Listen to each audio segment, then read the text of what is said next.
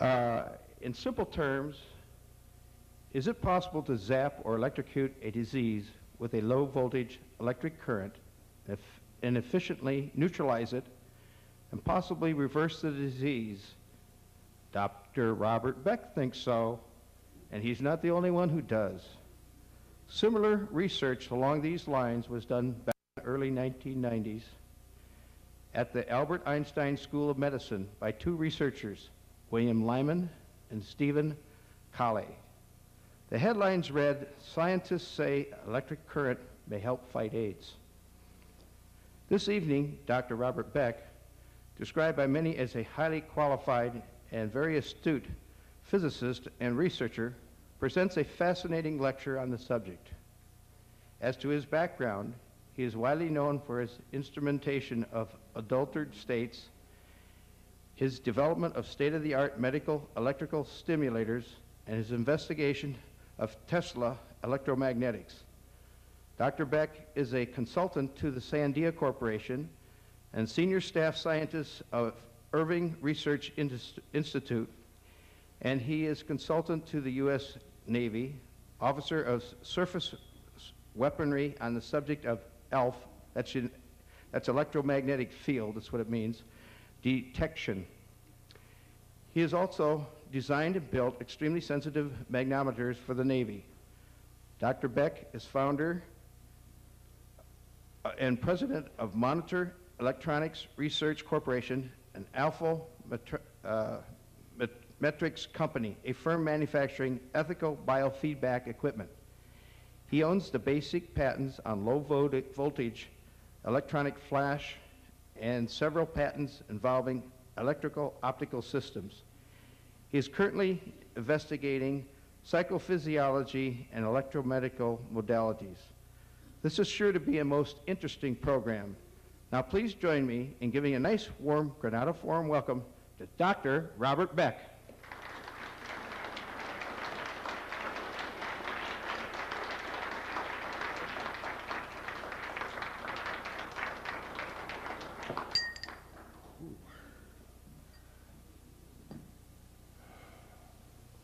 If 5 years ago anyone had said that I would be standing before a group, or any group, telling you that there had been a breakthrough in medicine that's probably the most significant thing made in this century, I would have said, this is con, this is snake oil, this is preposterous. But for the last 5 years, I've spent my own money, no government grants, no research funds, no university funds, in investigating a thing which literally has proven to be the most remarkable thing for all diseases that I have ever heard of personally, and I've been in this field for about 40 years. Are there any medical doctors here tonight? Chiropractors? Health professionals? 1, 2, 3, 4. The reason I'm asking this is that I have a stack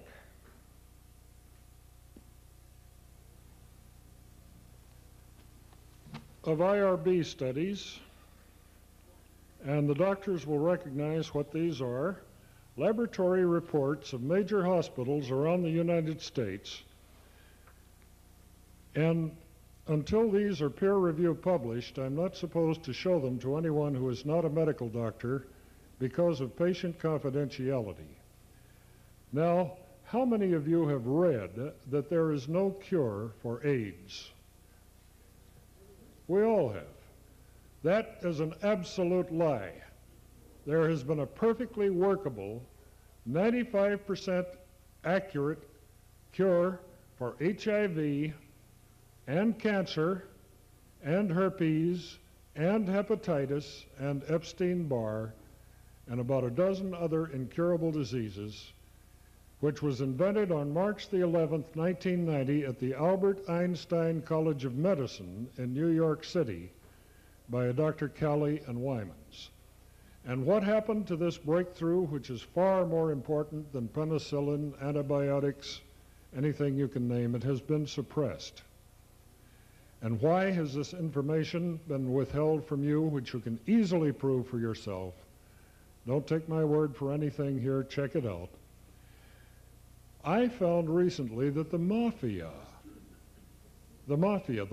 owns about 51% of major pharmaceutical houses, as well as working the other side of the track with the illegal drugs from South and Central America and China.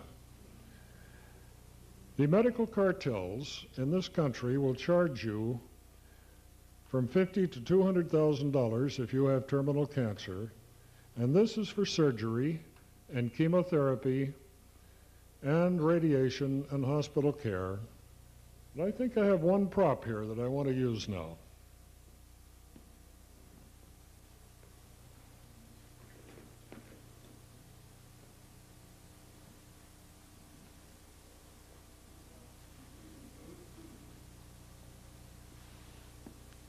Nope, somebody stole it Sunday, but I usually hold up a package of Wrigleys Spearmint Chewing Gum. That packet of chewing gum cost me a nickel when I was a young man. I paid $1.32 for that package of 5 sticks of chewing gum at the Chicago airport recently. That was $1 for the gum, taxes, handling. Are you listening? The price of that package of chewing gum is every penny that it takes to cure, and I'm not supposed to use this word because only a doctor may use the word cure, shame on me, most of the unknown diseases in America today.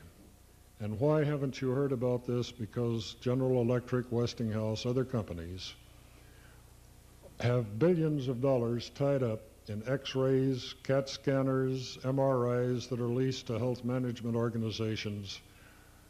And for $1.32, you can cure yourself without doctors, without pharmaceuticals, without medicine, certainly without surgery, certainly without chemotherapy, any drugs, any herbs, any no-sodes, any homeopathic remedies. You can do it for yourself, and it has been done. And the last time I was at a hospital who was doing these studies, would you come up here for a second, Miss Health Professional? Or if that embarrasses you, where's the boss? Oh, okay. People keep asking, why haven't they heard about this? Why aren't there hospital studies? There are hundreds of them. You probably recognize this laboratory. We're not supposed to say it out loud. Immunodiagnostic Laboratory, San Leandro. And these are PCR tests, polymerase chain reaction, the test that Dr. Kary Mullis won the Nobel Prize on in 1993. We started with a group of about 24 AIDS subjects in 1995. Their counts, this one was 573,982 on August the 30th, 95. This one was 418,000, etc. Now let's take one of these along. You're not supposed to mention the name, although this chap came forward and said that I may use this information in any way.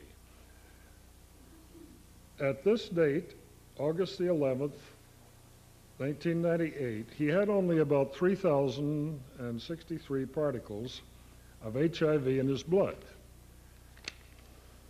But now, as this test develops, if we look at this test, PCR, on 11/3/95, this was several months later, the count was less than 100, which means that it was 0 as far as the test was concerned, right? Mm-hmm. We have 1.5 stacks, thank you very much, of these reports where every single one of these full-blown AIDS patients, every single one, although many of them were on life support, many of them required attendants to lift them from the bed onto the potty. These people are symptom-free now. Every single one of them is back at work. Not one of them has the symptoms of AIDS. So when you read in your newspaper, the baseball game this Saturday, the proceeds will be donated to a search for AIDS, that is an absolute lie.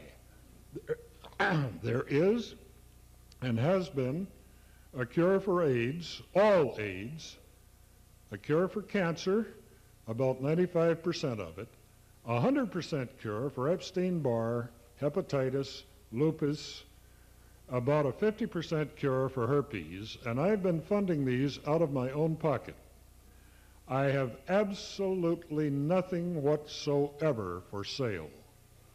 God has been exceedingly good to me. I think I'm going about my Father's business here, and I'm paying for it myself, and I am giving it to the world. Thank you, Ivan. I see several old friends in the audience. Ivan and I were quite close when I was co-chairman of the Psychotronics Association and the Dowsers and pretty kooky gooks, things like that. But we go in our paper, which is available back here for our Jane is standing up, the blonde young lady. She has the papers. The only thing I'm doing is getting my Xeroxing money back for having printed these up and not charging a penny for the $85,000 worth of research. The paper is entitled, are you ready for this? Take Back Your Power. Here it is again, take back your power. You do not need doctors, nurses, chiropractors, herbs, pharmaceuticals, surgery. Only if you're going along with the politically correct solutions do you need these things that your neighbors have been depending on for these many generations. The paper was entitled Blood Electrification and Immunity. That means immune system restoration with microcurrents. A proven, startling, rapid, inexpensive, and safe discovery for positive, incurable remissions. Now, we found that this information has been suppressed. The doctors who discovered this, and let me tell you about the discovery. In 1990, they put a couple of small platinum wires into a petri dish that contained highly infected human blood. And the infection here was a very, very strong dose of HIV, which is supposedly the cause of AIDS. They found that if they had when they had electrified this blood, the HIV could no longer attach to any receptor sites in the blood. That means the CD4, the T cells, helper cells, could not be infected by the HIV. Your paper's free, Wayne. Oh, okay, thank you. Now, they predicted in an article, which is in your paper, you don't need to take any notes tonight, the only mention of this incredible discovery was in Science News, March the 30th, 1991, page 207. And don't ever get old, you'll need these. Shocking treatment proposed for AIDS. And it tells about how these two doctors had given a paper on this process, William D. Lyman and his colleagues, the research team at Albert Einstein. Their experiments described March 14th in Washington, D.C. at the first International Symposium on Combination Therapies showed that the shocked viruses lost the ability to make an enzyme crucial for their reproduction and could no longer cause the white cells to clump together, two key signs of viral infection. The only papers which I was able to find that got into the American press were Science News, March 30th, 1991, an article in Longevity magazine, and these are fully reprinted in your papers, electrocuting the AIDS virus. But what happened in the Longevity article, which was December 1992, page 14, Dr. Colley said, it will be 15 years before this process is ready for human experimentation. We have been doing it sub rosa with patient consent for over 5 years here, and we have the test results to prove it. And every time I lecture, about a dozen people came up. We had 800 people in one room on Saturday, and say, Bob, this is an 80-year-old attorney. He's on my tape. You can hear him tell you this in his own voice. I was sent home to die. My cancer had metastasized all through my lymph system. I was told to go home and make my will. I, at the most, had about 2 or 3 weeks to live. Were any of you there when this man grabbed the microphone and gave us? Usually there are 2 or 3 people who heard this gentleman. He's 80 years old and an attorney. He said, I went home and I made my will, and I saw your article in some magazine. I think it was 73's. It's been republished in dozens of magazines. He said, I did it. I am now free of all cancer. My biopsies are clean. My CAT scans are clean. I went back to work, and having been an attorney, I had to work 16 hours for a few months to catch up for all the time that I was in intensive care. Now I'm jogging 3 miles a day, and there were tears running down his face. We've had women who have had lupus for about 10 years, barely able to make it from the couch in front of the television to the bedroom to the potty. They're back at the malls now, spending their husband's money, walking around, being able to hold jobs full time. Do any of you know Linda Wright, who comes to our Dowsers meeting? She brought in a clean blood test one day and said, my doctor had to send this to 2 different labs. He's never seen a person with clean blood after that person has had lupus. It had been tracked for about several years. We have dozens of these people, and not one of these people went to the doctor for the cure except the people that are on this IRB, Institutional Review Board study, at a hospital in Huntington Beach and Newport Beach, California. Now the point is, in my humble opinion, and we can put anything against this because we know it's true at this time, when I first started this, I thought this is kind of interesting. I've looked into 500 things that never worked. The Rife machine never worked. Hulda Clark's machine does not work. Many of these devices work only marginally. And I thought, I'm about to be taken in again. I have built Lakowski multiple wave oscillators, as you know. I see some very old dear friends in here. I've built almost every electromedical device since I've been in California, which is since World War II began. And these things worked at best marginally. But the thing which you can build for yourself, there is nothing you have to buy. The circuit diagram and all of the instructions for building this are in the paper. This is the one I designed in 1991 to make an experimental study with, and an electronics store, I get not 1 nickel from the tens of thousands of dollars of these kits they've sold.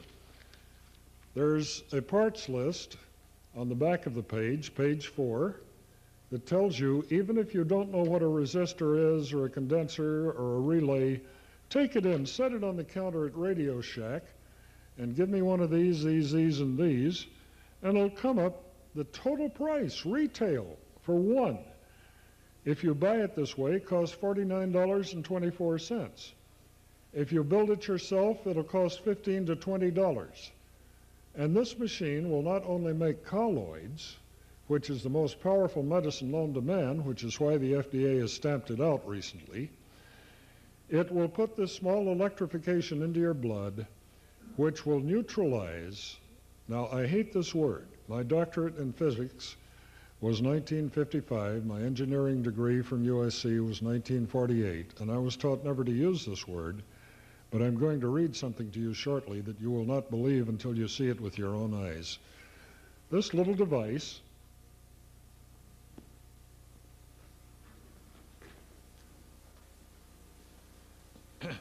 and no, I did not build this. I do not sell them. This is made by SOTA, S-O-T-A Instruments in Vancouver, Canada. And if you want their telephone number, you might want to write this down. This is not in the paper. It's 1-800, it won't cost you a nickel to find out about this, 224-0242. One more time. And no, I do not get a nickel of this company's proceeds. 1-800-224-0242. And why is this device on the market today? Russ read my article in PACE, that's a Canadian publication, PACE, Planetary Association for Clean Energy, Andrew McCroskey. And he built one of these because his wife had chronic fatigue syndrome, had Epstein-Barr so badly that she was non-functional. And if any of you were at the National Health Federation this weekend, you saw this beautiful lady at the booth with Russ. She's up and around. She came around to me with tears in her eyes. She said, I had been to doctors, everyone in the US and Canada that I could afford. I am totally well today. I haven't a trace of this because my husband built this little box for about $15, put it on her arm. This is the way they work.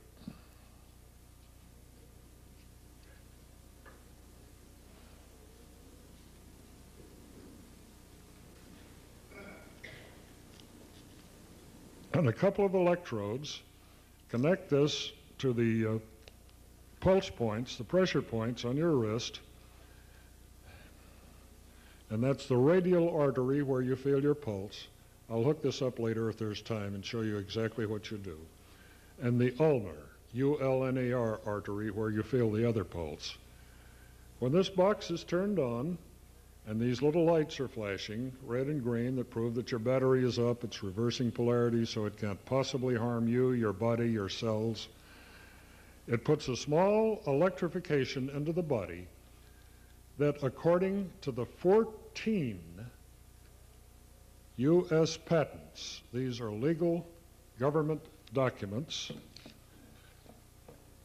remove all, not 99.999%, but all parasites, viruses, fungus, microbes, pathogens, everything in that blood that does not belong there, that was not there the day you were born, are eventually being a couple or 3 weeks, neutralized and are discarded by your body, dead or alive, by the spleen, in case it's the lymph tissue, the kidneys, and the liver.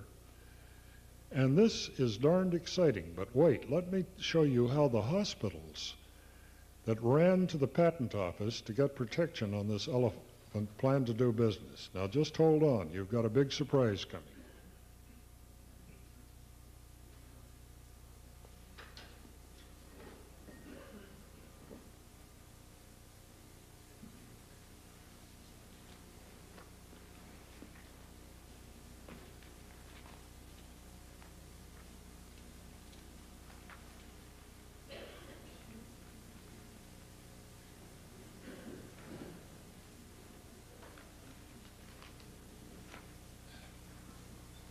I theoretically set these things out before I started. I don't know where they are, but Ivan, would you come up here and look over my shoulder for a second and make sure we're not doing a fasty? For those of you who don't get the paper, we're reading from U.S. Patent 5188738 that was presented to Dr. Colley on February the 23rd, 1993. Absolutely right. And this describes a process, as do 14 others from Harvard, MIT, various, stick around, this is going to get cute. You can get this patent in any patent office, have it faxed to you, have it sent by a patent deliverer. We're reading on page 1, column 1, we're going to read about here from lines 31 or 2, in which he says, because of this problem, the problem he's mentioning here, and it says so in the body of the text, there is no known antibiotic or vaccine for any of these incurable diseases. Because of this problem, the present invention has been devised to attenuate any bacteria, virus, including the AIDS, HIV virus, parasites, and fungus contained in blood contributed by a donor, either for transfusion or it's put back into the opposite arm, that these are rendered ineffective for infecting a normally healthy human cell. And here in column 2, line 9, that virus, that bacteria, virus, fungus, and or parasites contained in the blood or other bodily fluids are rendered ineffective to infect or affect normally healthy human cells. And then they go on and on and on in this patent, which has a number of granted claims, and before these claims could be granted, they had to provide the patent examiners with massive proof. Here, for example, treatment of virus in media at 100 microamperes for 3 minutes has been observed to substantially attenuate, render ineffective the AIDS virus. Similar treatment. Now there's been a cure, a known cure, and it costs $1.32 per patient. There's no money in this if they're trying to sell you combination therapies for $20,000 to $60,000 a year, but look what they do. And this is what's going to get you, Ivan. Figure 1 on sheet 1 of 6 shows a hypodermic needle going into the arm of the patient, the blood being sucked out of that arm, passed by a couple of little electrodes connected to a battery, plus minus, and then either returned to a bottle or put in the other arm like autodialysis. In other words, they take the blood out, neutralize it, drive out all of the pathogens. Now that's going to take you months of sitting in a chair with these things stuck in your arm like chelation. Or, let's see what they do here. In figure 8, and going on to sheet 4, they have designed a number of little bitty electrode arrays that contain a lithium battery, and this shows one of these implanted in the brachial artery of the arm. They cut the arm open surgically, implant this little battery array. The batteries last a month or two. They then cut the arm open and take this out, plant this little device, and here's a picture of it.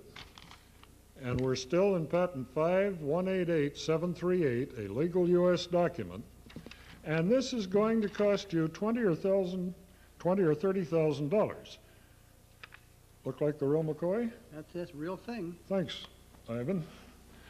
This and 13 other patents, because they decided to divide up the elephant here, like General Sarnoff, Dave Sarnoff did when he got the RCA patents, the Armstrong and the others back in the 1920s, is going to cost you a lot of money. But if you have the price of a pack of cigarettes or one packet of Wrigleys chewing gum, you can do it for yourself without any medical intervention, and you will get well. The latest circuit is on the second page 10, the very back of this paper, and I really suggest that you get this paper because it has a lot of work, it has a lot of information, it has the exact precise locations that we have found best in many years of research for placing the electrodes to get the maximum current into the blood. It is almost as though God the Creator had left a backdoor approach to the problems, and that the adversary, like the Holy Spirit, is within. The Bible says, look within, not without. And this time the adversary is within. The aliens in your blood are the thing that's holding down your lifespan to about 70 or 80 years. We knew that many, many generations ago, according to the sacred texts, they lived to be several hundred years old. Solomon, David, Methuselah, etc. So we've rated about a dozen different medical textbooks, including Gray's Anatomy, and we've published the exact spots of the where you can access the lymph tissue where these germs are going to be hibernating after you're totally well and get a clean bill of health. In about 3 to 5 years, you will reinfect yourself because many of these viruses are latent. They're germinating. And with this information and these circuit diagrams and these instructions, we have literally given you back to yourselves. Now, we're going to show you all of this before I leave here. This is not my opinion anymore. We have enough proof that it is a statement of fact that we can bank on it. If you are too lazy, too stupid, too electronically impaired, or too frightened to build your own, there are 40 known companies, and probably 100 that I know nothing about, that are building these things full-time, and they're getting the most remarkable reports back when I do meet these people. And no, I do not get a nickel from any single one of these companies. And all of this information is in your paper. Now, what else do we have to watch for here? Nobody has ever to this day died of AIDS. Did you know that? They've died of the opportunistic infections, pneumonia, Kaposi sarcoma, et cetera, that can attack, ruin your body when your immune system cannot handle the load. In fact, it's called HIV, human immunodeficiency virus. AIDS is acquired immunodeficiency, AIDS syndrome. Now, this is the only way that I know of.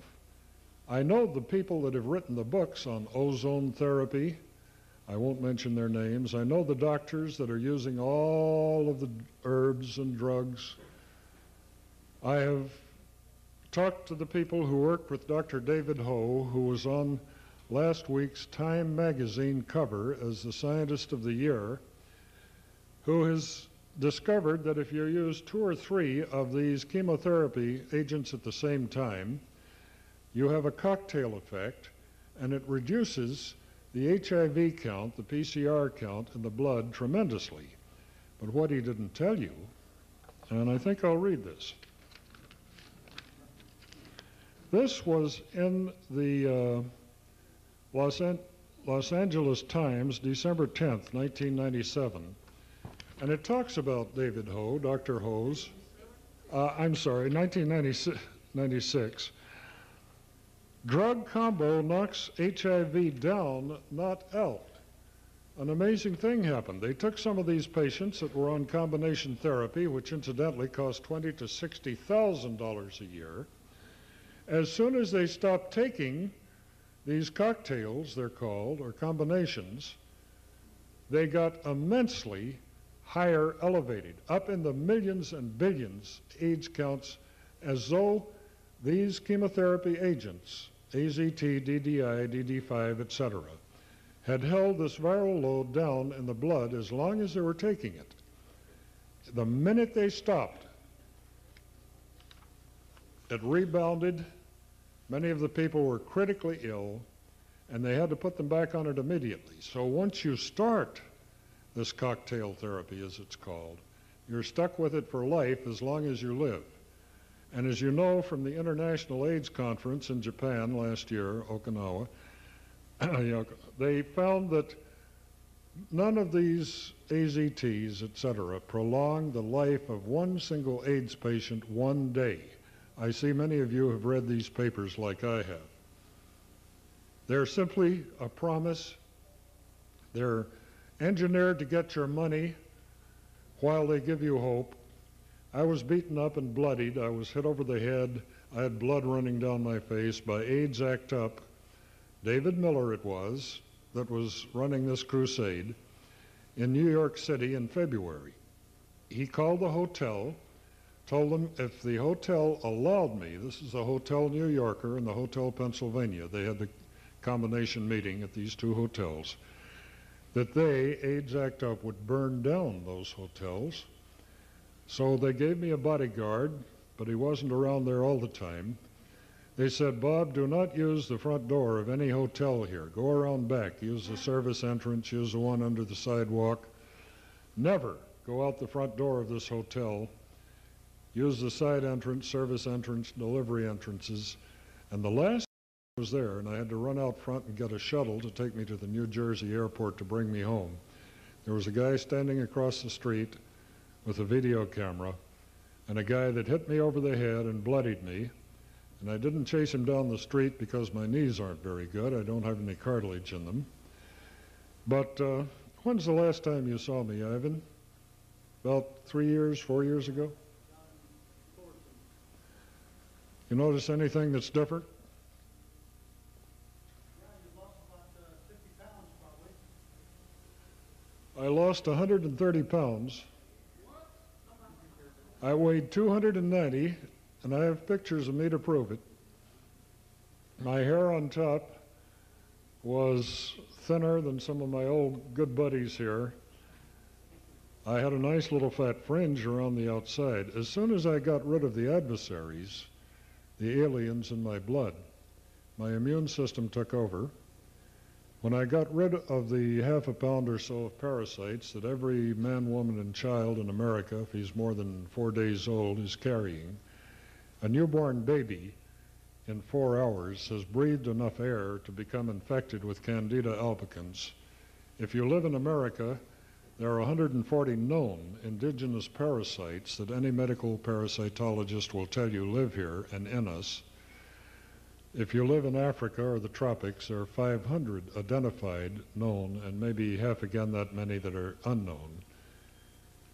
When we got these parasites out of my body, I did, wearing this thing on my wrist, an amazing thing happened. I began losing weight like crazy. I thought, my God, have I got stomach cancer? Am I wasting away with something? No, I was in better shape than I was before I started.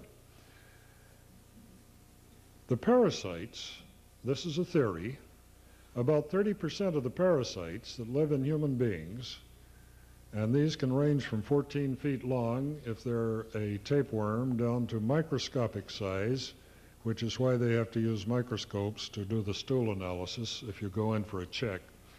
These parasites were setting my appetite. If you'll think about this for a minute, stay with me. It is not what you eat or how much you eat that has anything whatsoever to do with your weight. It is how much of what you eat you store as fat, because the parasites have changed the P51, the leptin, and about 5 or 6 known neurotransmitters from the hypothalamus, the apostat, to feed them tomorrow. Many of these parasites have coexisted with mammals, apes, elephants for 20 million years. And the anthropologists will tell you they find them. Whenever they find a carcass frozen in the ice flows, these things have had parasites for about as long as man, however it might be, has been on the planet. These parasites have learned to use you as a meal and not kill you, because then they're going to die themselves, like Ebola. It runs its course in a couple of weeks, Ebola. Many of these viruses do that, but these parasites almost kill you and use you for a meal the same way as we send cattle to a feedlot before we take them to market. And when these parasites vanished from my body, and this is provable by dark field microscopy, phase contrast microscopy, any doctor that does this analysis can prove it. You don't have to take my word for it. I lost all of that weight, and before this time, I had offered $10,000 cash currency under the table to anyone who could get this weight off of me. I had tried hundreds, not hundreds, but dozens of diet plans. I had tried these canned meal, Jenny Craig type adventures. I had been injected with pregnant mare's urine, gonadotropin. I know some of you have been through the same things. I had taken legal methamphetamines to control my appetite. I had been on the protein-sparing fast where we drank glue to rebuild our muscles as we were losing the fat. I had tried everything until I had nearly killed myself. And until I found the true cause of what I believe is, well, about 30% of the people who are overweight, and this was certainly me. I was terribly embarrassed to find the airline stewardess running down the aisle with a seatbelt extender, because the seatbelt wouldn't fit around me. I couldn't sit in a booth in a restaurant because I'd have to sit in a chair, et cetera, et cetera, et cetera. Now, the lady in the back of the room, Jane, had inoperable cancer when I met her, or shortly after I met her. Stand up again, Jane. Thank you, dear. She said, I'm going along with blood cleansing here, and not the chemotherapy and radiation that the doctor had said that if I do not have, I will surely die. And her daughter was just outraged. Kathy and her mother just about had a knockdown, drag out because her mother didn't do all of this chemotherapy and have her hair drop out and her stomach. Well, you've heard the stories. Now she's totally well. Her last several physicals, biopsies and CAT scans have shown not one speck of cancer anywhere in her body. Neither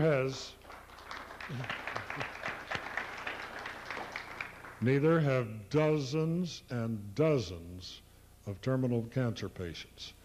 We always have some at every talk that I do. Is there anyone in here who has tried this device and found that he's now clean of cancer or herpes or anything? Okay. You'll be hearing about this in the future. My attorneys have told me to stay off of all talk shows except the underground. Has anyone heard me on Roy Tuckman, KPFK? 1, 2, 3, 4. For the people listening to the tape, that's about 12 people in the room. Roy lets me tell it like it is. Roy Tuckman, God bless him. He's enriched my life on giving me the details of the man-made viruses, the New World Order. I wouldn't have known about these things because I didn't read these books until Roy perked my interest. So even if he looks a little liberal to you, maybe he's doing a marvelous job in getting the people given back to themselves. Now, why does this work for cancer? We started out working with viral and microbe and parasitic diseases. When oncologists in the East began reporting many, many, many cancer cures, we had to have a telephone conference between about 4 or 5 of us. Now, what's really happening here? I don't believe it until I see the medical proof. So I guess you know that about 3 months ago, Explorer magazine published an article entitled Total Cancer Remissions Through Blood Electrification Combined with Silver Colloid. And this article, this 2 pages, is reprinted in its entirety in the paper that you should be taking home with you because you might need this in your medicine cabinets when a lot of these man-made viruses are going to be unleashed by the New World Order. And I guess you have been privileged to hear Leonard Horowitz at this very forum. This man is doing magnificent work. His book, The Emerging Viruses, etc., I met him and had my first talk with him down at the National Health Federation this weekend. He's a gentleman and a scholar, and he is right. Social Security, let's take it easy, does not want you to live if you get to be 65. Now, I'm way past that. I don't act like it, but I am way past that. I'm in my 70s. The director of Social Security, I will not mention his name because he picks me up at the airport when I'm in Washington and drives me where I'm going. I've stayed in his house. Says, Bob, we want anyone who reaches 65 to be stored like cordwood in an old age home, given mind control drugs like Valium, and let him die because Social Security is bankrupt now. It won't be bankrupt in 5 years. It is bankrupt now.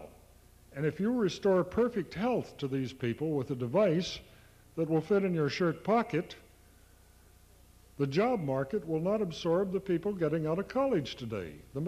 Even if McDonald's has a smart cash register, they can't add and subtract. They can hardly write a coherent paragraph. And you want to get these people with experience back in the job market? I said, hell yes.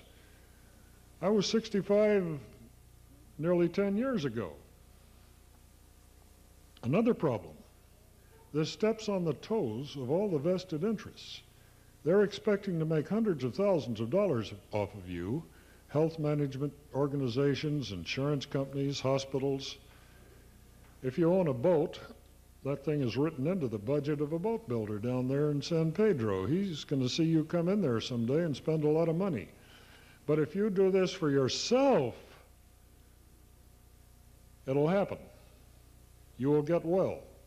There are 17 of us that I know of, and I know about 16 of them personally, who this day have immortal blood. Now, this is a rather dramatic claim. Let me tell you what it means. Toward the end of last year, there was a dark field microscopist.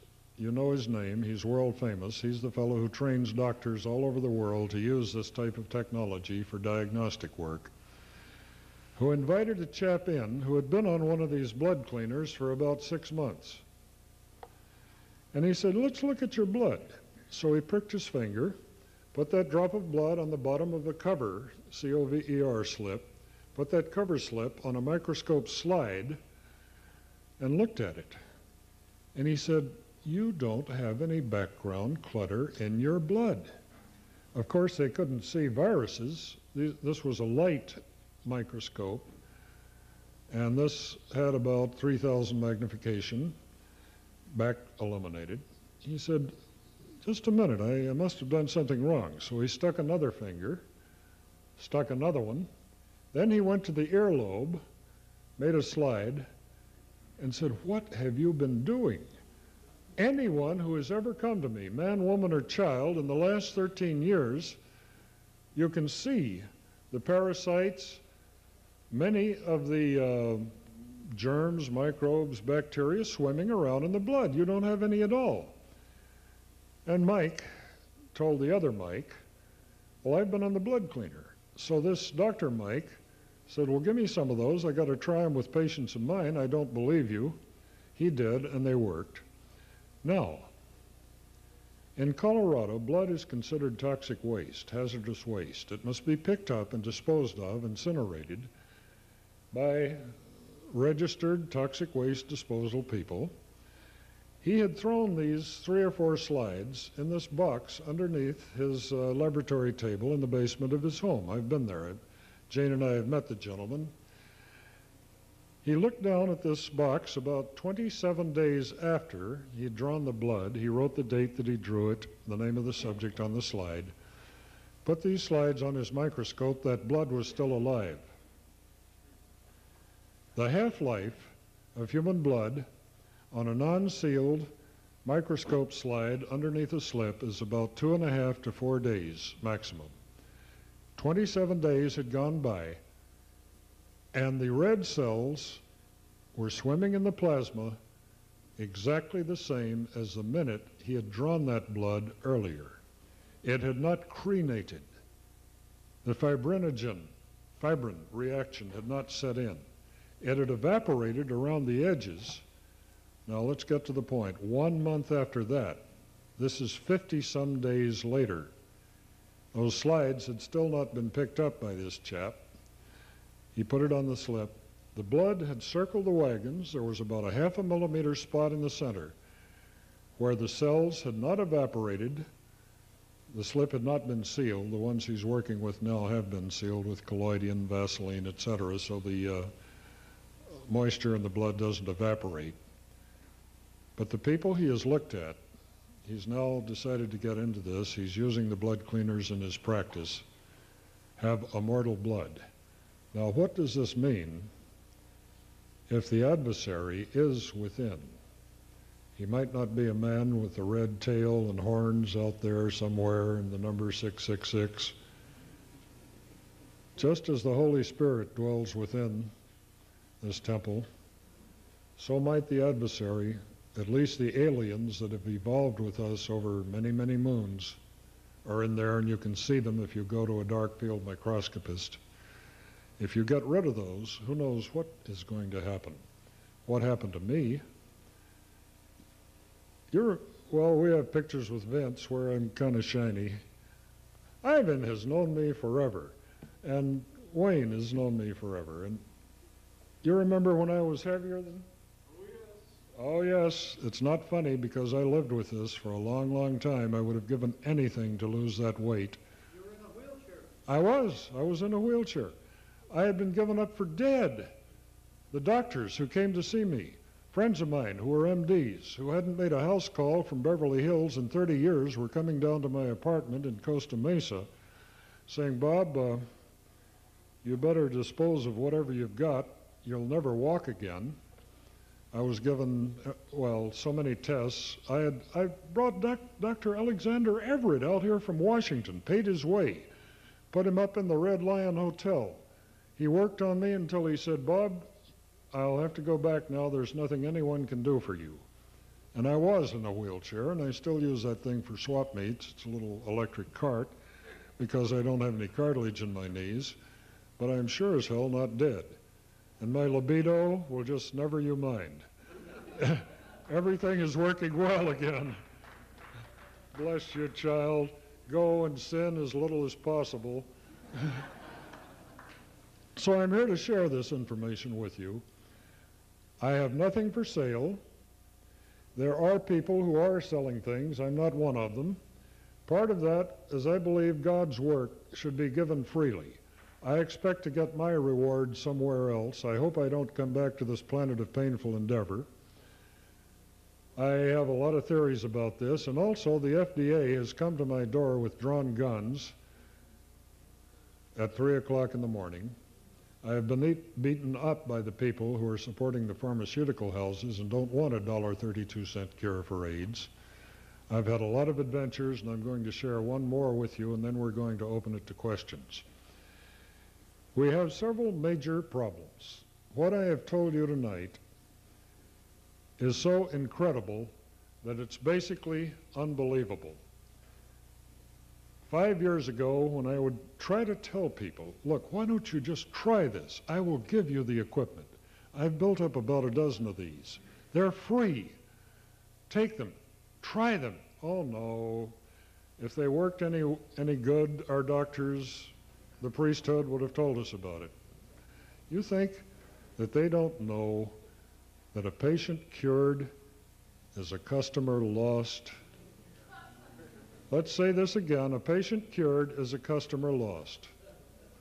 And if you take back your power, the power over all diseases, and this tells you how, you're out of their grasp. You're out of the grasp of the computers, etc. The other problem is the death wish. Have I got any more time, or are we up? I was going to speak when you asked for the question. Oh, okay. Thank you. We'll repeat them for the tape because I know the PA is kind of iffy. The second question, the problem, is the death wish. Now, these are not my numbers. They're the best psychologists, psychiatrists in America. They agree with Carl Simonton and Stephanie back years ago. You know who they were? They were the people who discovered the will to live was a tremendous factor in the cure of cancer. He was a radiologist in Fort Worth, Texas. He came out here, took some mind control classes, got into the metaphysics of disease, and totally changed his life. 85%, once more, of the population has a death wish. That death wish was planted in those people before they were 4.5 years old. They go something like this. My Sunday school teacher told me that man was originally walking with God in the Garden of Eden, and that Eve ate of the fruit of the knowledge of good and evil. It certainly wasn't an apple. And they were cast out of Eden, heaven. They had to work by the sweat of their brow, and they had to experience pain. And from then on, all mankind has been born under original sin. We have to suffer to get to heaven, where we get our just deserts. And the more we suffer, the more gold stars on our gluteus maximus. You've heard this version. It goes on and on and on. Remember the old Queen for a Day show? The woman who had 10 sick kids and a husband with a broken leg got the washing machine, and the woman who had 8 sick kids and her husband was still barely able to drag himself to work didn't get anything. We're rewarded sympathy, martyrdom, suffering. That gets the most grease. Those are the squeakiest wheels. In 1963, I published on a device called the Lakowski Multiple Wave Oscillator. Wayne knows about it. A lot of you in here have seen it. I think you took it home for a few weeks. That did work on some cancer patients. It absolutely did. One very famous cancer patient was running a TV show at that time. At midnight, he drove his car on the Normandy entrance the wrong way onto the Hollywood freeway, and he killed 4 other people when he was in a headlong collision with the car coming in the opposite direction. And that was on my conscience, because I did not realize that once we took his crutch away from Bill, he had to commit suicide. Here's a man, another man, hypothetical, who's lying in bed, getting the best of care. His insurance is running out. George, what could you be getting out of having cancer? No, nothing. Well, what about your next door neighbor who died 6 months? Oh my goodness, he was getting close to 60. He knew the company was going to retire him. And good grief, if he'd gone back to work, he'd have to compete with all those younger engineers who were just out of college. And wow, his wife is bringing him chicken soup now. The kids are being polite. They're not screaming around him. In other words, these secondary gains create a phenomenon known as defeat the healer. We've had people on our IRB studies. I have a briefcase loaded with these things of cured cancer and AIDS patients who have dropped these machines in the washing machine accidentally out of their shirt pocket, who've let the dog chew them up, let the kids play with them. These are Freudian subjective ways of defeat the healer. We have had people deliberately not comply, which means you put this thing on your wrist after you have detoxed about 2 hours a day, 120 minutes a day, for about 3 weeks. You'll go back and surprise your doctor, but don't tell him what you've done, because I want to stay out of jail. The FDA will never approve this device, but if there's anyone in here who wants to play with this and get immensely better, we have a couple of guidelines that our legal department wishes to share with you. Again, we're on the bottom of page 4 of your paper. We're reading from the Code of Federal Regulations, not city, not county, not state, federal regulations.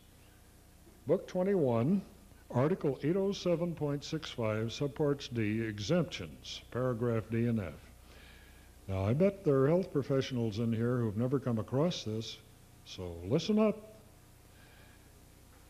Excludes and exempts from regulation licensed practitioners, including physicians, dentists, and optometrists, who manufacture or otherwise alter devices solely for use in their practice.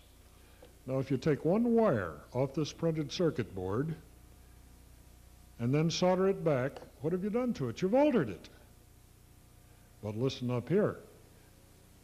This is getting old hat, but how many of you people have looked at a menu in the last month to see what your restaurant was serving? Come on, let's see it. I hereby pronounce you researchers. Listen up, researchers. We're now in paragraph F, Code of Federal Regulations 21807.65. Excludes and exempts from FDA regulation persons who manufacture, prepare, propagate, compound, or process devices solely for use in research. Aren't you trying to see if this isn't going to grow hair back on your head? You're researchers. Research, teaching, or analysis, and do not introduce such devices into commercial distribution. And this and the freedom of speech, my First Amendment rights, are the only reasons that I'm able to stand in front of you today and give you this information that I feel must be the most valuable information you've heard in this lifetime. Because if you do want your family to live, if you do want your children your friends to be healthy, not sickly and weak. Do this, it does work. This is not my opinion. It was not my invention. It was invented by a medical doctor at Albert Einstein College of Medicine. I am just the guy that's pulled it out of obscurity, tried to get it to you, although people have gone into libraries with razor blades and cut this paper that was presented at the Joint Conference on Combination Therapies. They've cut these out of the journals, out of the proceedings.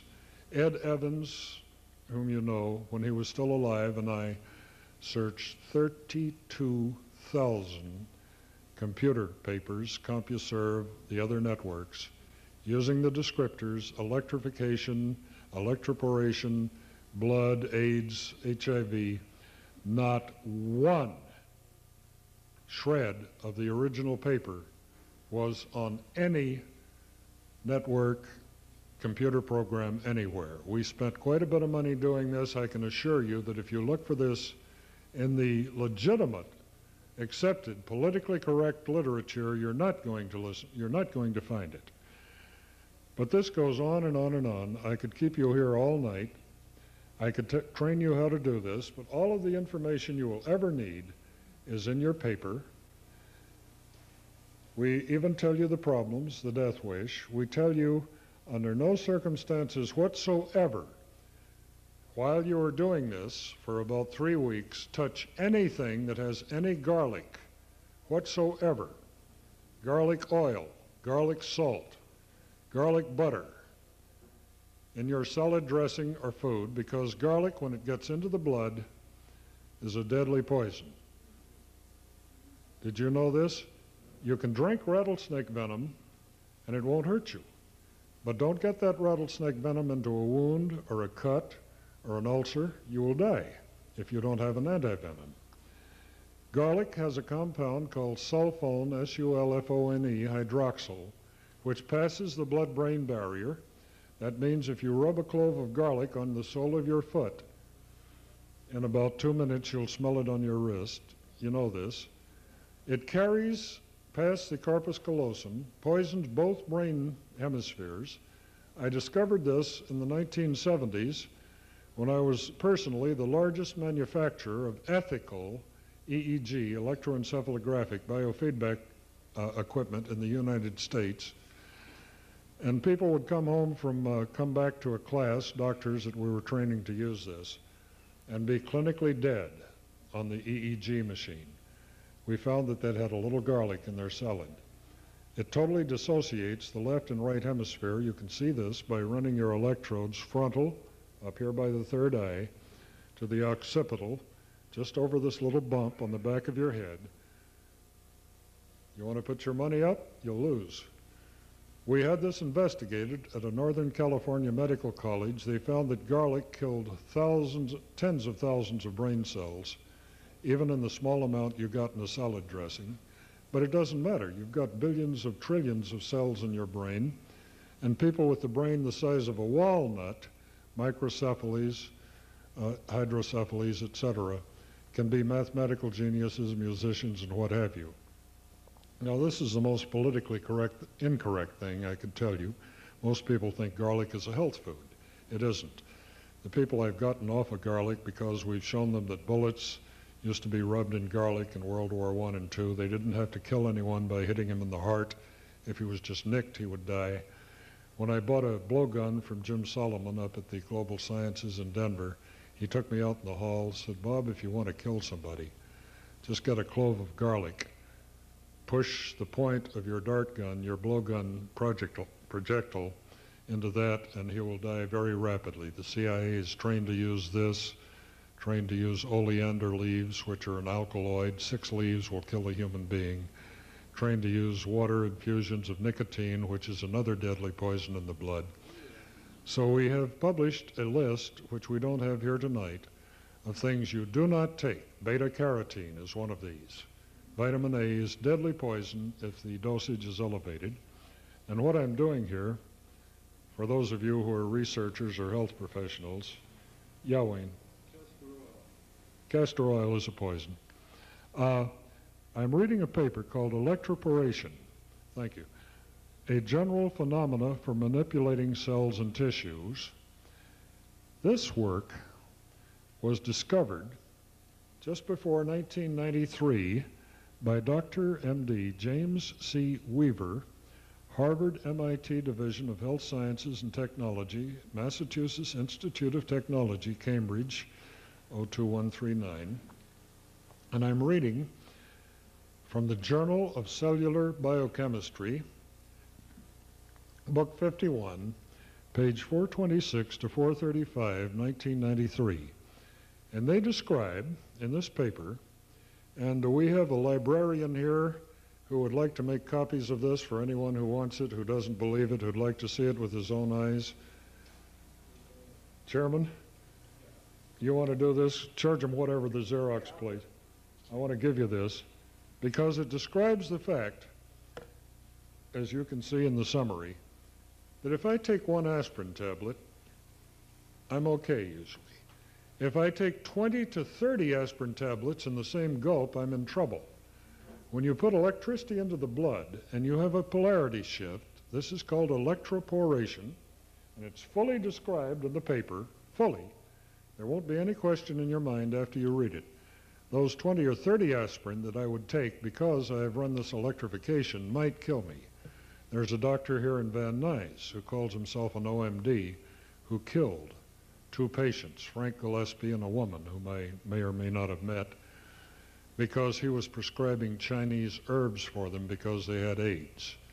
And he did not realize that if they were doing blood electrification, they did not need the herbs, and the herbs might become poisonous. And this is fully delineated in the paper. I see several of them around the room. Feel free to share them if you choose. The other no-no is do not use this if you're wearing a demand-type heart pacer. The electrical signal that's going through your blood, surging through your blood, can cause the heart pacer to beat at a different rate. Normally, it's triggered by the very weak EKG, electrocardiograph, ECG signals. And if this, which goes at 4 hertz per second, interrupts that, you can be in trouble. If you're wearing a heart pacer, don't do it. If you're taking any garlic, don't do it. If you're on pharmaceuticals that the doctor says you have to have for high blood pressure, diabetes, micronese, diatribe, procardia, any of these things, don't do it until you're off of these medications, and then you'll get better than you can imagine getting. My blood pressure when I started this was 219 as an average over 190. My blood pressure was 219 over 190. I could not leave a doctor's office before he put a procardia under my tongue. He didn't want me to die on his doorstep or have a stroke. My blood pressure today is about 130 or 140 over a low of around 70 to 75. When I started doing this, I had what they call borderline diabetes. I was not on insulin. I was on several diuretics and diatribe, micronase, and a number of other things.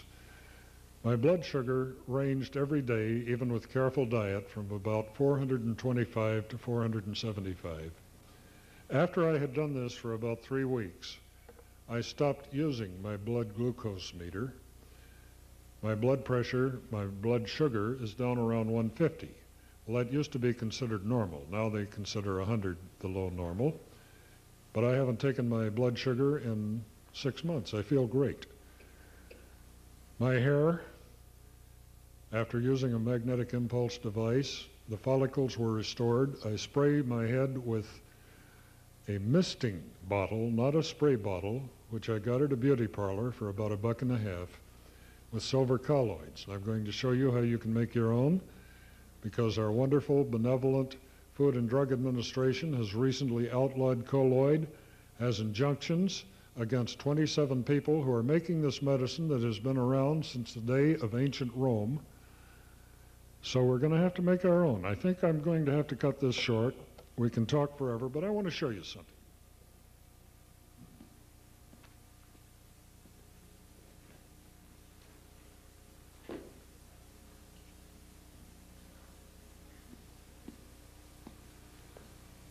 This is a glass of water that I got out of the kitchen about the time I came in here. This is a laser light. Cost $29 at Fry's Electronics.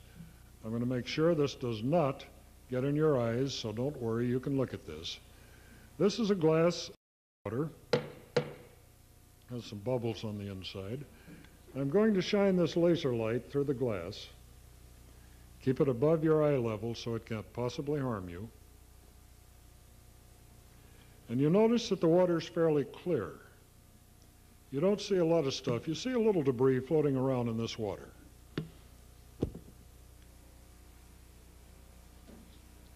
And I hear that you can see this pretty well in the back. And this is for the sake of the camera if he wants to zoom in. Now, I've taken a single 9-volt battery. I have put a little grain of wheat light, a lamp, in series with the battery and these 2 silver wires. You can build this entire thing with the silver for under $10. You can carry it in your shirt pocket. If you're traveling through Mexico or Egypt or the Mideast or Africa, do what I'm going to do right now. You can drink sewer water and never get sick. There is no known germ, bacteria, microbe which will survive what I'm going to do right now.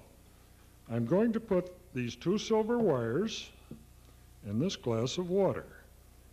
And do you have a watch on, Wayne? Give me about 3 minutes, will you, and interrupt me. This is all it takes. This is tap water. If you buy a bottle of distilled water, it's going to cost about 80 cents. This is Sparkletts, Arrowhead. The colloid that you make from that water costs 1/10 of a penny per gallon. Multiply 0.1 times 80, it comes out to 800. Okay? The water cost 800 times more than the most powerful medicine known to man, silver colloid. And in our paper, the last half of the paper is about exactly how you make it, exactly how you use it, hundreds of uses, from spraying your swamp filters in your cooling system to putting a little of it in the rinse water. You'll never carry infection on your clothes. Animals who have been given colloid will not drink drinking water. We have people who have thoroughbred cats that were spending half of their lives at the vets with runny eyes, runny nose, infections. I began giving the waitresses at the restaurant where I eat on Harbor Boulevard a little colloid. They took it home. One of them, Carla, fed it to her cats, came back in a few days. Bob, what have you done to my cat? Well, what do you mean? My cat is 13 years old, and he's jumping up on the furniture like a young kitten, and he won't drink drinking water unless I put a few teaspoons of colloid in his dish. And since then, we've run experiments where we put 2 dishes, identical, fill them from the same tap. The dogs and cats will not drink from the dish that doesn't have colloid. I think they know something. We list some of these 650. I see we're getting a lot of agreement out here. How are we doing there, Coach? Oh, let's quit now. Let's make this easy. I'll take this magical Athame, which came from McDonald's, if I'm correct. I'm going to stir this. Now, you remember what this water looked like, and look, nothing up my sleeves. Now, look at this.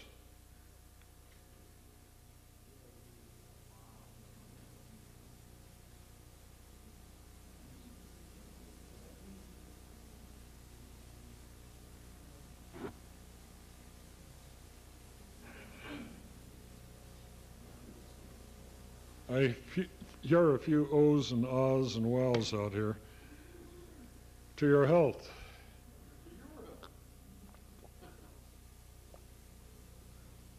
I drank 2 or 3 glasses of this a day. My head hasn't fallen off. Nobody in our inside group in Orange County, not one person has had a cold or flu or a virus or pneumonia in about 3 years. And one lady we know had a cold beginning. She put this blood cleaner on and drank a little colloid. It was gone in about an hour and a half. How about a cure for the common cold? Do you ever think you'd live to see this? Okay. Here we are. Hello? This is called a laser. What you're seeing is a Tyndall, named after the physicist, capital Tyndall, or the Rayleigh, depending on the book you look in Great Britain or America, Rayleigh effect, where you cannot see the particles of silver, which are far too small to even see with an optical microscope. And when I take this colloid, as I have done, to a laboratory that analyzes the particle size with an electron scanning microscope and the parts per million by spectroscopic analysis of a given concentration, they will tell me that this is the finest grain colloid you can make, 0.001 microns, billionths of an inch, up to 0.005. That means that if you buy this much colloid for about $90 at the health fair or the pharmacy or the health food store, this much would be about $50 today. You have made a far better colloid than they can make, in spite of the fact they will tell you our colloid is better. We work with a secret process. We have a $100,000 machine. We use a Tesla coil in charging a silver plate, and we put the note B flat into the water. Bullshit! This is the best colloid. If you want to make it golden yellow instead of white, you use distilled water, boil the water, get it up to about 212 Fahrenheit, and as it cools off, you put the battery and the electrodes in it. By the way, all of these blood electrifiers now not only electrify the blood, but they produce colloid as well, because we do two things to raise the dead, like Lazarus. We get the adversaries out of his blood with mild electrification, 50 to 100 microamperes. The frequency is 3.92 hertz. That's half of the Schumann resonance, 7.83. We found this is best. I've worked with this for 5 years. I am so healthy now I can't stand myself. I've been called to wish me Happy New Year, and I started laying my trip on him. But I am, and I can show you my medical records to prove it. And I've got photographs of me when I was fatter than hell and nearly bald. And the colloids prevent secondary infections from attacking your body while you're getting well. This takes about 3 weeks, that's all. You're well. The third thing we do is a magnetic pulsar. And how much time do we have legally here, Coach?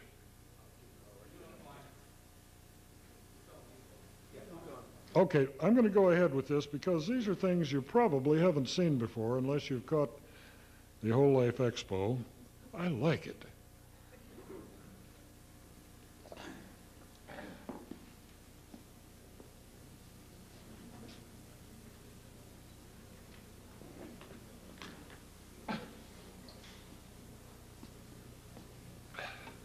This device, if you buy it at a health expo,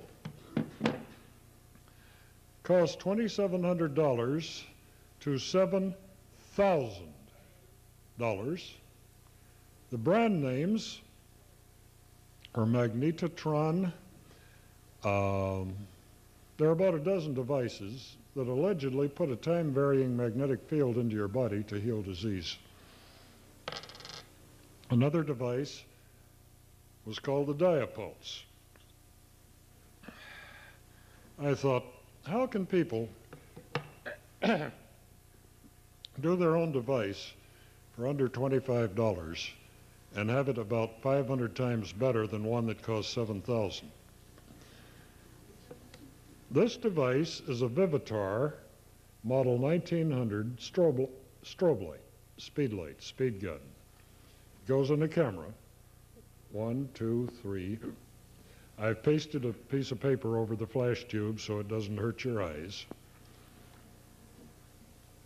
This coil costs about $1 if you wind it yourself on an old VHS form, and we tell you exactly how many turns, 130 turns of number 14 to 16. It's on page 6. Everything I know about this I've put in this paper. I'm giving you your life back for the price of the Xeroxing.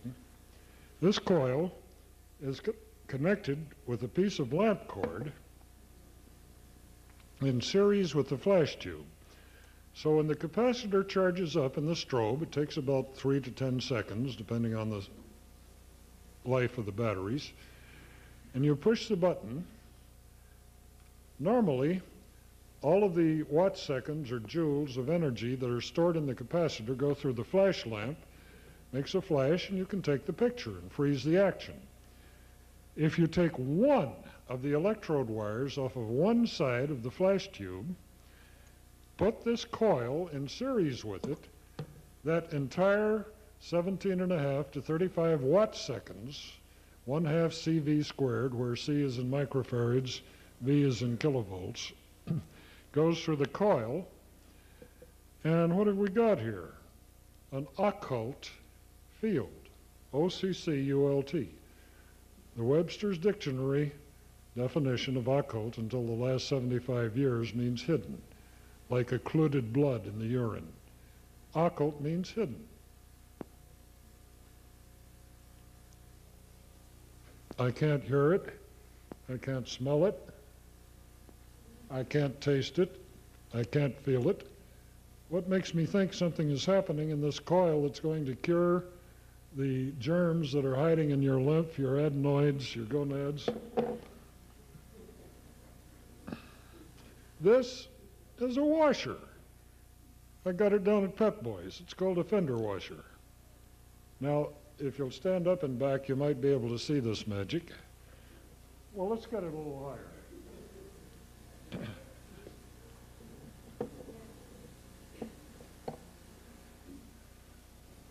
Stop. Let me help you. Let me help you. We can turn this upside down. Well, the lines of flux with a magnetic field, like the alternator in your automobile, if your engine is stalled and the alternator is not rotating in the magnetic field, not 1 millivolt comes out of that alternator or generator or magneto or dynamo, but the minute you have relative motion, you're generating electricity. This is the way all generators work. Now, let's say that my thymus is not dead, has not been taken out and mummified and put in a jar in ancient Egypt, and I hold this coil over my thymus gland and push the button, or my lymph nodes, and these are all illustrated in your paper. I think it's page 8.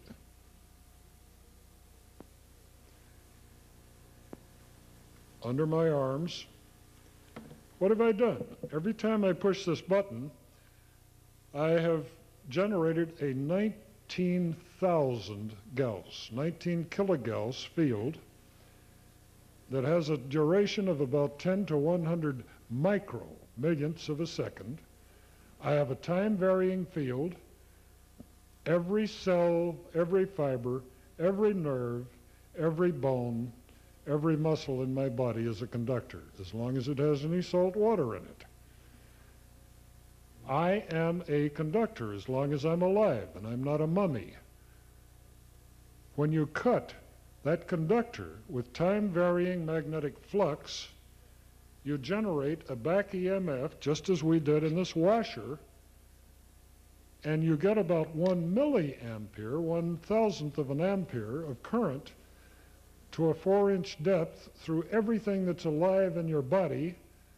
This is way more than you need to totally neutralize any virus, microbe, pathogen, germ, parasite, fungus that's living anywhere in your body. Now, we have cured many, many AIDS victims, many cancer victims, to have them get sick, well, in this case, 5 years later, because we did not get the viruses that were hibernating, were germinating in their lymph tissue, their adenoids, their glands, etc. It would take hundreds of needle insertions with electricity on the needles, which would be very painful, and to get these things in vitro. Why not from the outside of the body with a time-varying magnetic field? You can build this device for under $25 if you build your own. It is fully described on page 6 of your paper. We suggest that if you want to get well, stay well, do not wish to die of whatever is bothering you now, you build one of these things and use it.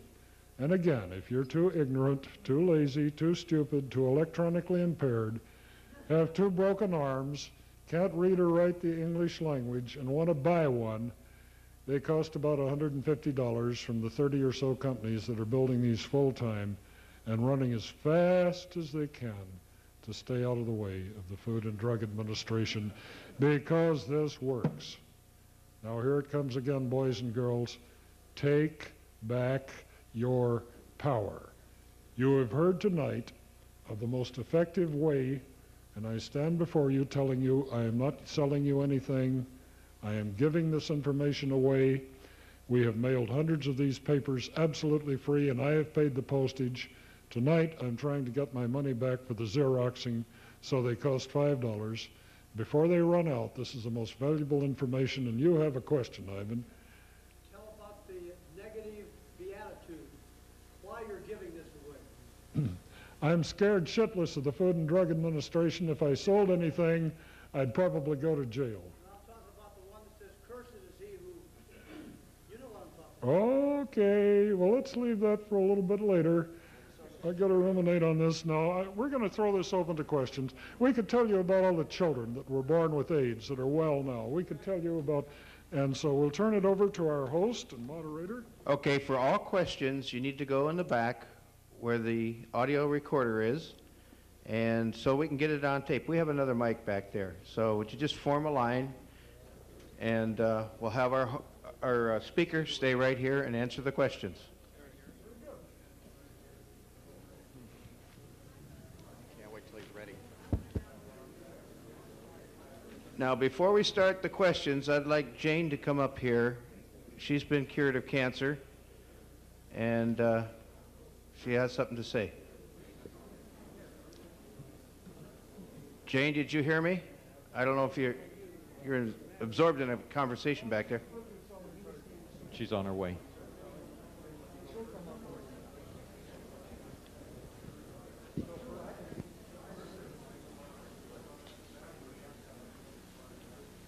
Okay, I want to tell you, in case Bob exaggerated, that in April of 1995 I had cancer surgery, and I refused the radiation and chemotherapy, and I used, for the following, well, ever since then, I've been using the blood cleaner, the magnetic pulsar, the colloidal silver, and good nutrition. I go to Dr. Privatera in Covina, and I had a clean CAT scan in January of '96 and another clean CAT scan in September of '96.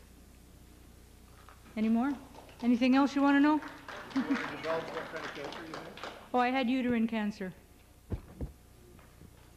Little difficult to back up from that. There's just too much of it, and so it was a good idea to take it out with surgery. Okay? Any questions? Get a question for. Go ahead with the first question. Okay, this is for Dr. Beck. Oh, good. Dr. Beck, you've said something that has really astounded me. I knock out a cold within hours with garlic and echinacea, podiarco tea, etc. I take 25,000 of beta-carotene a day. That has kept my immune system so strong I hardly ever get a cold. And I drink Willard water with the castor oil. And I've never felt better in the last 6 years. Now, are you taking these things? And if you are saying that, I'll believe you. But just, I want to hear it. Should I stop taking those things? I can't advise, if I gave medical advice, it's a felony California, and I can't use the word cure. But if you're an organic gardener and want to kill everything, and you don't want to use DDT, use garlic. You know that. It's a deadly poison for any parasite, any mites, any bugs. They won't come near it. And the human beings we've gotten off of garlic, Dr. Andreas Marx, M-A-R-X, homeopathic physician, and many, many others have gotten people off garlic. They no longer have the low-grade headaches, the confusion, the fatigue in the afternoon. They kiss the ground this doctor walks on. Because you will find that garlic is a poison. It has been known. They do not allow garlic in any ashrams, temples in the East. The Church of Scientology even forbids garlic to be taken on any of the ships or the organizations. It's just totally forbidden because they know when people take it, the shamans can no longer do psychic work. Their hemispheres are desynchronized. They've known this for thousands of years. And my advice was simply get off of it for 3 weeks. Take a garlic clove again, see how you feel, and then you tell me whether you ever want to experience that again. Okay? Thank you. Yes, doctor, are you aware of a mild silver protein, and what do you think of that? And yes, I know, Faber. I know the people who are selling silver protein. It is known that silver proteins are very poisonous for you. Silver proteins consist of silver nitrate, silver chloride, etc. They can dye your skin. The disease that you get when you take silver proteins is called agroria, A-G-R-O-R-I-A. This protein gets into your skin, never comes out unless you inject little pieces of silver nitrate be put in babies' eyes in case they had picked up a birth canal infection. Now they don't use that anymore. And we recommend colloid, or colloid, depending on how you pronounce it. The preferred pronunciation is colloid, although most people call it colloid. And you can make your own in a far better quality than you can buy, because the colloids you buy contain coloring agents, yellow dye, they contain EDTA, they contain honey, they contain plain Knox gelatin to keep it from settling out of solution. And the colloid that we made here has none of that in it. You can drink any amount with no side effects. Does that answer your question?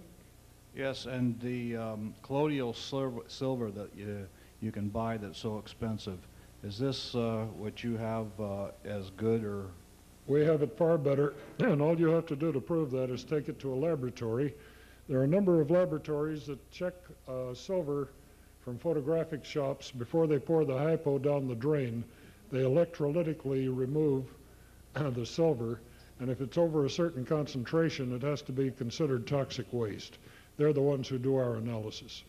And we've had this checked by a number of different laboratories. You don't have to buy it. We're trying to give you back to yourself. But yet, there are a number of entrepreneurs who put no silver whatsoever in their product. They set this bottle of water on the plates of a radionic machine like the SE5 or the Vega tester. They set a certain rate, R-A-T-E, of numbers. They transfer these numbers or this rate into the silver. They put the note B flat. You've heard this guy. He's lecturing and selling hundreds of thousands of dollars worth of no colloids. And I said, Wayne, if I buy a bottle of colloid, I want to see some silver in there. When I analyze yours, there is no silver colloid. You claim 0.046 parts per million. I can find none.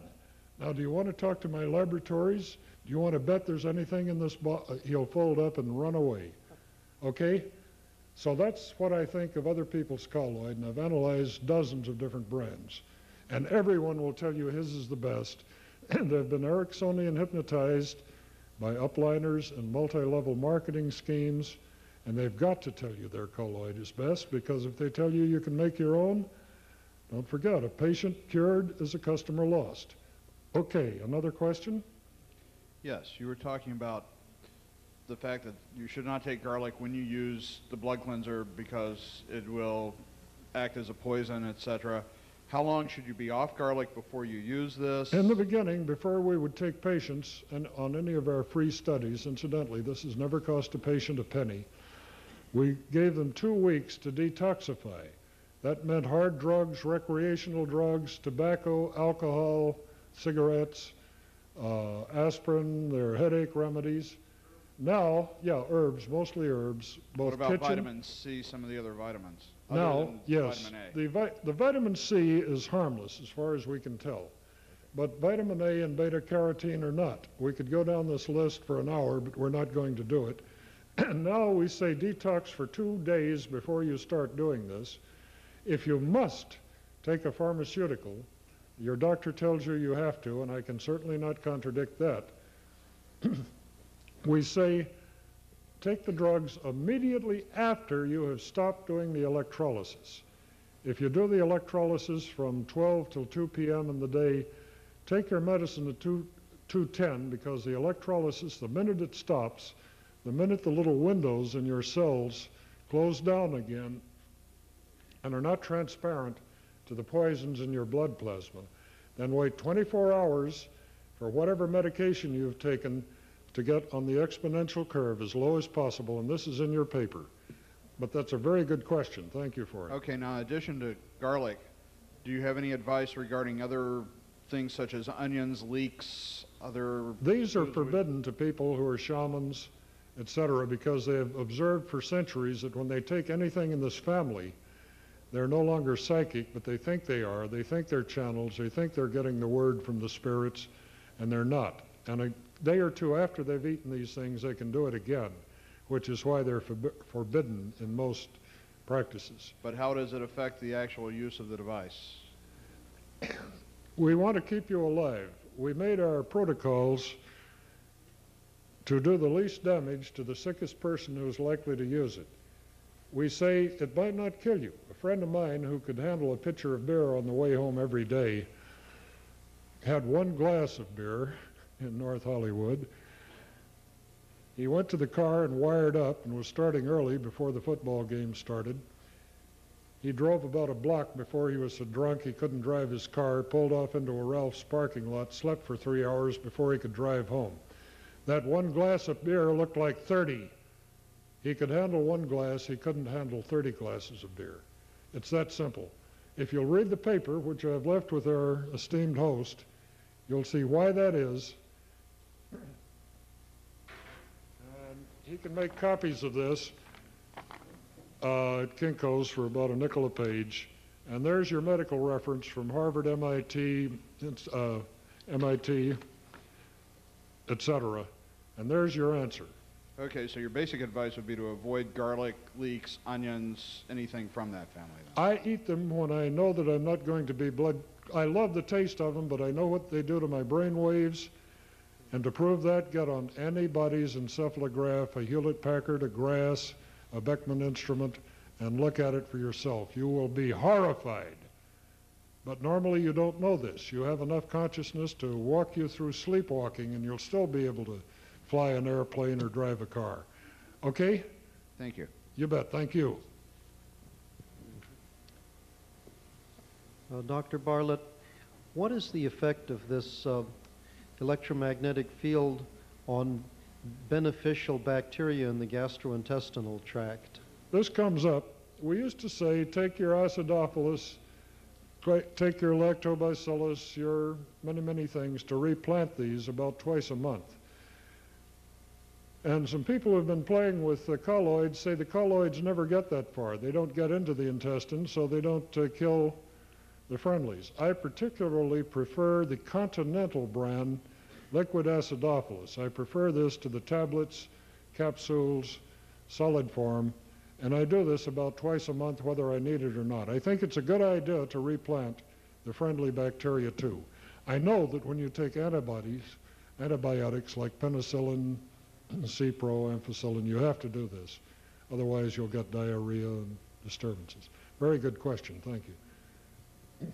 Well, I wanted to get something straight. I'm on Adalat. I think that's somewhat like Procardia or nifedipine. Did you say that you should stop taking those, or say if you took this electronic treatment, say you start on the electronic treatment, you should stop taking the Adalat or nifedipine or Procardia? I said that, yes, sir. Okay, next question. Oh, okay. All right. If you must take these, try doing the blood cleaning about 10 minutes. If it makes you terribly sick, don't do the blood cleaning ever again until you're off the medication. Here it is again. You're listening? Listen up. It increases the dosage 20 to 30 times. And if you're taking one pill now and you take 20 or 30, you're going to disturb your heart whether you do anything or not. Don't do it. Stop. It's forbidden to you. Nobody will sell you one if he knows your doctor's put you on these poisons. They all have side effects, and they're essential to save your life, but this does it better. Okay, next question. Dr. Beck, you said the blood electrifier was about 95% effective with cancer and like 50% with herpes. Yeah. Why isn't it 100? I'm curious what factors are involved. Because 85% of the people have a death wish, they're going to defeat you. The reason we decided it does work, if you send your spinal serum or your blood plasma to a teaching hospital in Northern California to have them run an assay of the neuropeptides, the neurotransmitters in your blood, Norm Cousins at UCLA, before he died, said, Bob, there are 2,000 known neurotransmitters. Now, wait a minute. If the immune system is fighting these invaders, these aliens, these adversaries full time, it does not produce the full complement. You can take your blood after you have cleaned it or electrified it, send it to the same laboratory. You will find that two neurotransmitters, particularly interleukin 1, 2, and 3, interferon, have restored themselves to your blood. Interleukin and interferon are considered specifics against cancer cells. A few years ago, if you had cancer and you wanted to buy human interleukin and interferon, it was about $50,000 a dose, because animal interleukin and interferon, genetically engineered, will not work on the transcriptase of a human being. But you can make your own. You don't need $50,000 a dose. Just get the boogers out of your blood and your immune system will take care of the cancer. Okay, does that answer it? Very good. Next. Hi, Wayne. Hello. And in case anyone's wondering, I have nothing to do with anyone else named Wayne who sells bogus colloidal products. strictly a different Wayne. Bob, would you tell us about the material that is available from Wayne Green's magazine 73 Amateur Radio today? Yeah. How many of you know Wayne Green? He was the publisher of Byte magazine. He publishes about 10 different magazines in the music and the ham radio 73s. He read my article and he says, Bob, you're lying. I've known Wayne for 30 years. He built a unit and cured some of his friends. He said, damn, I better steal this and publish it. And so he did. And then he got a chap to design one that used 4 photodiodes. Remember that one, Wayne? And it didn't work very well, and he was using aluminum wrapped around the ankles for electrodes. We put the electrodes precisely over the blood paths and the arterial veins, arteries, not veins. I mean, the blood vessel arteries, not the blood vessel veins. And we got about 90% of that energy, which happens to be 4 to 5 milliamperes, into the outside of the skin. And by the time that current, 4 to 5 milliamperes, penetrates the 7 layers between the squamous epithelial, that means the skin and the dandruff, the subcutaneous sebaceous, the superficial fasciolata, adenoisium. You get 50 to 100 microamperes left in the blood, and that is all that's required to eliminate the adversary. You have to put in about 1,000 times more current into the skin before it gets into the blood, but you do not need to take the blood out of the body like is shown in these patents, or put a little device with a battery in it, sew it into your arm with surgery. You don't have to do that. You can put this electricity in your wrists, and I'll show you how later if you want to really see it close up. Yes, ma'am. Hi. Hi. I'm about halfway through a parasite program right now using herbs, and at the very beginning of it, I had a lot of trouble because my lymphatic system got overloaded from all the die-off. I was wondering how you pace the program so that the eliminative organs are not overloaded. The people who are using black walnut hull extract, wormwood, yama, yama, yama, which was originated by Hazel Parcells and a woman who died recently. The women who do this cure get a thing very similar to premenstrual syndrome. It sort of wrecks the hell out of their hormonal balance and what have you. There's a device on the market which you hold in your palms, made by a woman who can't come back to the U.S. because she's in Mexico and there are too many indictments. It does not work because if you put this 30 kilohertz into the palms at 2.4 volts, which is what you'll measure under load if you choose to do it, it won't kill the parasites. You can't measure anything in your blood. It just doesn't work. This does work. You can prove it by going to a parapsychologist, having a stool test, a blood microscopy test. This will get rid of the parasites in your blood. The other things work to a degree. There are any number of products which might be very, very good. I could name them. One of them's a 4-letter word that goes with 2 other products. But this will do it. Well, the thing you have to worry about here is the die-off rate, Herxheimer's syndrome, H-E-R-X, capital H-E-R-X.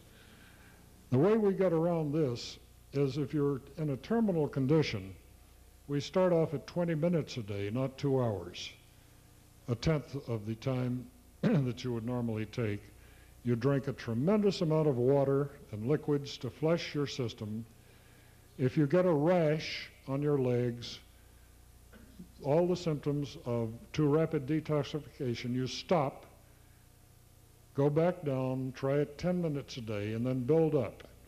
We're opening a clinic offshore because we're tired of the FDA.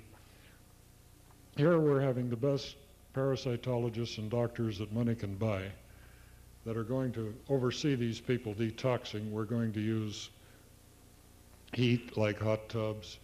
We plan on using the Petrovsky 6000C to pump the lymph system. We're using the Ed photon ray, which is like the only thing that Royal Rife made that actually worked, the ray tube.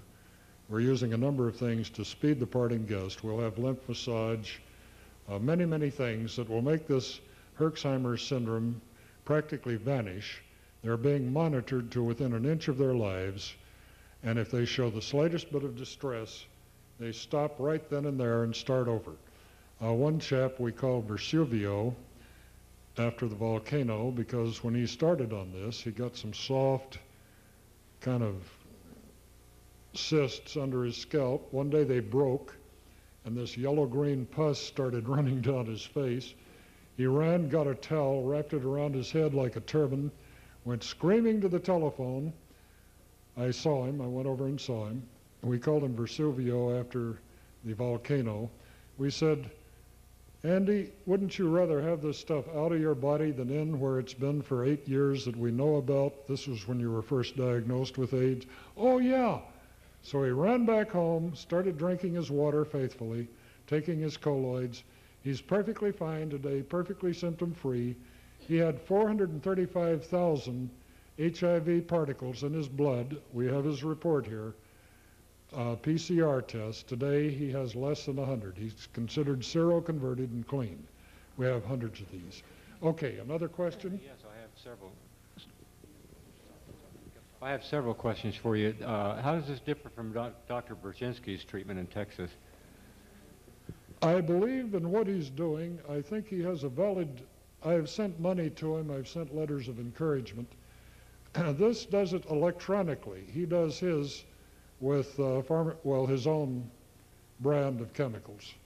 And there's a vast difference. This cost $1.32 per cure.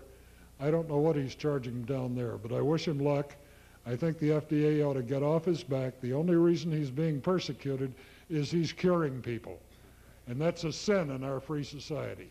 I was also wondering if you could tell me why your process accelerates the efficiency of anything else you take. It's very similar to DMSO, dimethyl sulfoxide, and it accelerates everything, makes it stronger. Yeah. Why does it do that in your process? I suggest you get a copy of the paper. It would take me 4 hours to explain to doctors why that is. Is it in here? Yeah, it's Okay. in my paper, the references, and our host has a copy of the paper itself that you can see with your own eyes that was done at MIT. Okay, thank you.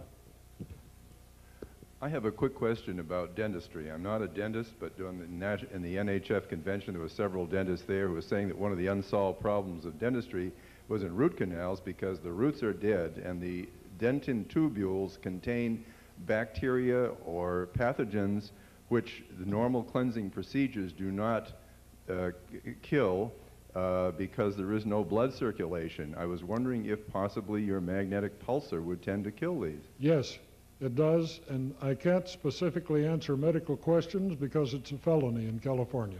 They really want to put me in jail, so I believe that theory to be true, hypothetically. Okay? Thank you. Thank you. Doctor, first of all, I want to thank you for your time and your efforts, and may God bless you too. I want to just take the time Well, to thank you, sir. The colloidal silver, how long ostensibly should one take it, and how much a day to maintain health? If you take colloidal silver instead of silver protein, we have not found an upper dose. I've been drinking about a quart of this a day for 3 years, and I feel just fine. But I don't recommend that you do anything that your intuition doesn't like. I would say take a minimum of 4 ounces of 3 to 5 parts per million of homemade silver colloid without preservatives in the water a day, and this will keep you from any secondary infections, colds, et cetera, et cetera, et cetera. And this will back up the fact that you're getting rid of a lot of toxins from your blood. I think the 3 have to work together, the magnetic pulsar, the colloids, and the blood cleaning, and we described each one of these fully in the paper, so you do not have to buy anything from anybody or any store or any multi-level promoter, okay? Now, after this question, I'm going to tell you something that you don't want to hear. Yes, go ahead. Please, I have a question. If one uses your machine, should he still cleanse his colon, and should he also cleanse his liver? You know, there is a procedure to cleanse the liver with the olive oil. I'm not following what you're saying, sir. My question is, would you still suggest to cleanse the colon and other liver? So that machine does not substitute those cleanses. I'm sorry, sir. I'm not following but about 30% of this. Could you hand the microphone to the gentleman? Let him explain. He wants to know if you should use colon cleansers in conjunction with the machine. It And the would liver. probably speed up, the colon cleansers would probably speed up the detoxification. We have a lot of people who try to combine this with colonic therapy, with lymph massage, with radiation, with heat, with Petrovsky muscle stimulation to pump the lymph. That is not necessary, but it could not hurt. That's my opinion on it. Thank you, sir. Rich, we're out. Yeah. What about liver cleansing? Liver.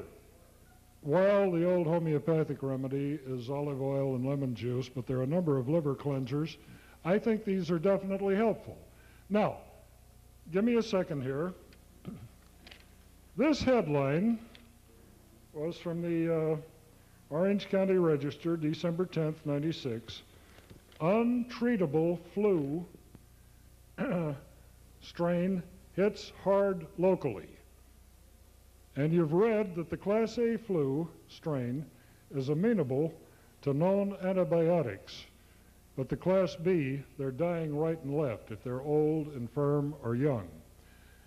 The problem, boys and girls, if you've heard Len Horowitz, is that there are dozens of designer viruses that are just waiting to be unleashed. Some that you have heard of are Ebola, hantavirus, Marburg, et cetera, et cetera. When these things are put out to kill us old guys, they have to, the New World Order, I am told, has to reduce the world population by about 50 to 55%.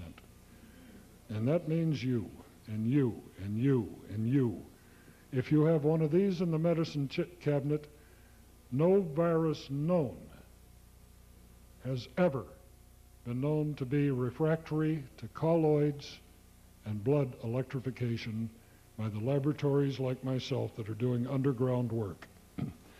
And that means that all of these untreatables are duck soup when there is no antibiotic, no vaccine, and they may never be. This, to my mind, the millennium in medicine started on March the 11th, 1990 at Albert Einstein College. I wish I had invented it. I did not. I just pulled it out of oblivion, made it practical, made it in vivo, that means outside of the body instead of in vitro, and I'm giving it to the world, and I hope I don't have to come back here again. And it's here now, it does work, and take back your power. You've been an incredibly great audience. Get a paper. I want to thank you very much, and we'll see you next time. Thank you very much, Dr. Beck, for this very enlightening presentation.